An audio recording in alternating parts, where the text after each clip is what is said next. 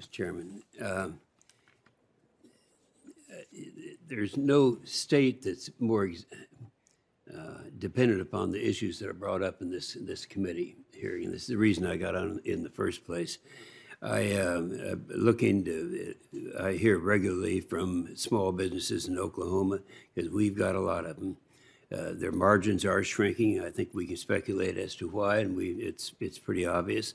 In April, inflation was up 8.3%, and the average American family is spending an extra $569 every month just to buy basic necessities. And on top of this, businesses everywhere are raising wages and offering more benefits simply to survive in the labor market, but it's still not enough. So, Ms. Gressler, is that right? Yeah, I'd like to have you. Right now, we're undergoing this multi-trillion-dollar spending spree, and the effect that has on small businesses is debatable. You touched on this in your opening statement, but I'd like to have you elaborate as you wish. Yes, so the spending spree has resulted in $1 out of every $3 that's in circulation today having been printed by the government. That has massively expanded the amount of demand in the economy. And at the same time, we had welfare without work benefits that were restricting the supply of workers. And so it just created this huge gap. The result of that, businesses can't get the workers, and they're in this inflationary cycle here. We have to stop the spending immediately. That is one of the first things. And then I think we get towards the longer term goals, because workforce has been an issue for years, and we have, in many ways, a broken higher education market. Yeah, the spending is something I wanted to get to, because that's something that is not talked about as much. And I would say to Dr. Falkender, very similarly, and you touched on this in your opening remarks, but how can this administration advocate policies?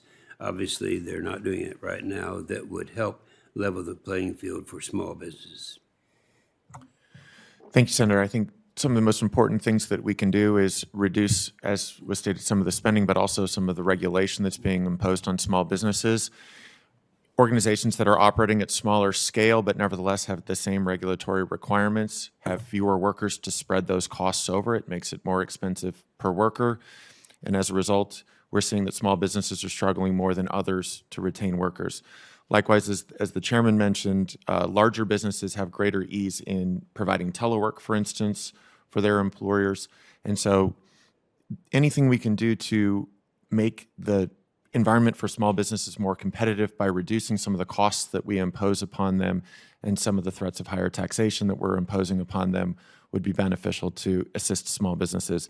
But more than anything, we need to increase the number of workers in the workforce. There just aren't enough people that are looking for jobs relative to the number of openings right now. And so reducing the disincentives of being part of the workforce, I think, is the singular most important thing that we can do to help fill those employment gaps. It's kind of interesting, because I'm older than any of you guys are, and I can remember it wasn't that long ago when we thought we'd love to have a problem like this someday. Now it's here, and we're not so sure about it. But I think it needs to be said over and over again by knowledgeable people, such as we have here today, on this overspending, overregulation, the damage that is being done. And I appreciate your witnessing. Thank you, Mr. Chairman.